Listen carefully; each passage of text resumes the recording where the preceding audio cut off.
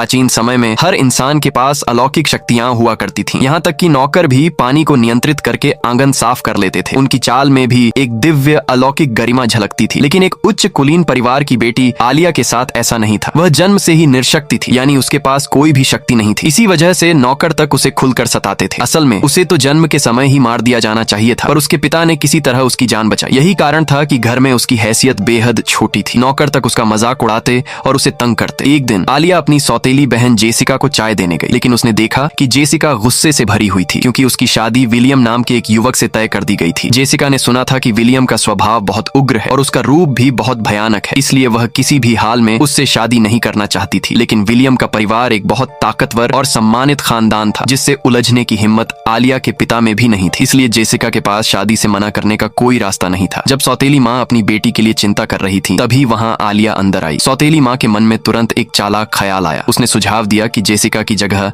आलिया की शादी विलियम से कर दी जाए, और फिर अगले ही दिन आलिया को विदा कर दिया गया। लेकिन उसे लेने के लिए सिर्फ एक नौकर आया। ये देखकर आलिया समझ गई कि विलियम को अपनी नई पत्नी में कोई दिलचस्पी नहीं है। अब उसे घर में हर कदम बहुत संभल कर रखना था। महल में पहुंचकर वह विलियम से मिलने जा ही रही थी कि तभी दो दासियों ने अचानक उस पर कपड़ों की टोकरियां फेंक दी। उन्हें लगा कि वह कोई नई आई हुई काम वाली है। नेक्स्ट पार्ट के लिए सब्सक्राइब करें।